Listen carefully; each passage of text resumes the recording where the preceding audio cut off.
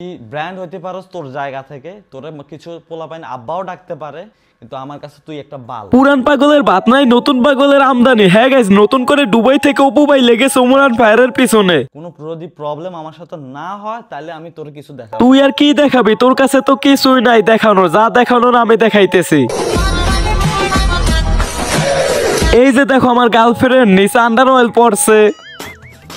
আজকে দিব তোরে বাস, তুই লজ্জায় গলায় দিবি ফাঁস। তোরে দিব না কোনো সাউন্ড করার স্টেপ, তুই আজকে হারে হারে টের পাবি আর মনে মনে বলবি রোস্টার উইজার্ড নাহিদ রোস্টিং এর ভিতর বানাইছে কেমন সিস্টেম।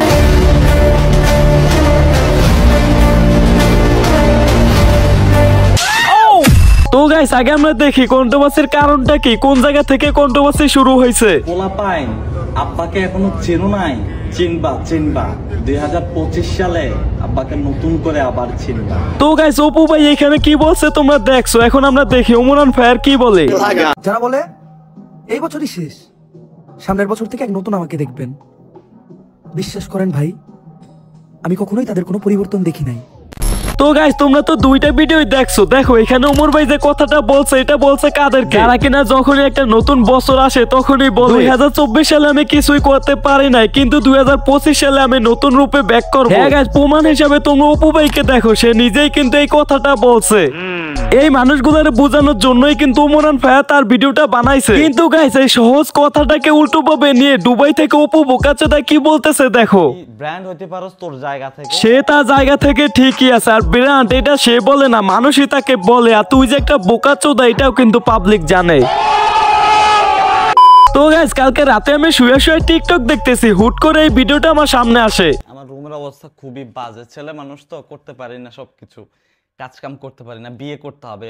তার মানে তোমরা এটা ক্লিয়ার হইছো, সে কোনো বিয়ে শাদী করে না, এই মেয়েটাকে নিয়ে সে ভিডিও করে, ওইটা হলো তার বিজনেস পার্টনার। এখন তোমরা সবাই ভাবতেছো সে কিসের বিজনেস করে, দেখো তার গার্লফ্রেন্ডের দুইটা ডাব আছে, ওইটা নিয়ে সে বিজনেস করে। তো গাইস, তোমরা সবাই হয়তো জানো মরুভূমিতে গরমের তাপ অনেক বেশি থাকে। হ্যাঁ গাইস, দুবাইয়ের মরুভূমিতে অনেক গরম থাকার কারণে ওইখানে অনেক ডাব বিক্রি হতো। ওইটা দেখার পরে আমাদের অপু ভাই তার গার্লফ্রেন্ডের দুইটা ডাব আছে, ওইটা নিয়ে ব্যবসা শুরু করে। হ্যাঁ গাইস, প্রথম সে তার ব্যবসায় সফল হয়েছে, কিন্তু যখন শীত চলে আসে তখনই তার ব্যবসায় বাস খাইছে। হ্যাঁ, মনে হয় চুল কাটবে। তো সে যেই হোক, আপনাদের হয়তো কিছু মানুষ ওরা আব্বাও ডাকে। হ্যাঁ গাইস, যেমনটা এখন ওই ডাকতেছে, যখনই দেখো ইউটিউবে ওর কোনো ভিউজ নাই, তখনই 17 মিনিটের ব্লগ ভিডিও নাম করে ওমর আব্বা বলে চিল্লাইছে। ঠিক বলেছো। তো ভয়েস ভিডিও আর কাপল ব্লগার আর টিকটকারদেরকে নিয়ে ভিডিও বানানো ছাড়া আর অন্য কোনো কন্টেন্ট আছে তোমার কাছে? আমি আসলে জানি না। তুই নিজেই এইখানে তিনটে বলে দিলি, এইভাবে তার হাজারো গুণ আছে, কয়টা বলে শেষ করবো? তুই যে এখানে বললি টিকটকার আর কাপল ব্লগারকে নিয়ে সে শুধু ভিডিও করে, এদেরকে নিয়ে ভিডিও করে সেটা ঠিক, কিন্তু সবাইকে নিয়ে না। ওদের মতো কিছু প্রতিবন্ধী আছে, বোকাচোদা আছে, যারা কিনা বউ ব্যবসা করে, গার্লফ্রেন্ড ব্যবসা করে, এদের মতো হিজড়াগুলারে নিয়েই ওমরান ফায়ার ভিডিও করে, আর তার ভিডিওর ভিতরে এদেরকে সেই লেভেলে ঠাপ দেয়। নিঃসন্দেহে তুই ঠিক কথা বলেছিস। ওরা আব্বাও ডাকে, আবার কিছু মানুষ ওরা ব্র্যান্ডও বলে। ওর জন্য একটা স্পেশাল ভিডিও আসবে আমার, স্পেশাল। ওরা আমি একটু দেখাইতে চাই যে আমি কি করি আর কি পারি। হ্যাঁ ভাই, আমি শুধু ওইটা দেখারই অপেক্ষায় আছি, তুই কি পারস, তারপরে তোরে আমিও দেখাবো যে আমি কি পারি। আসো খেলবো, খেলা হবে।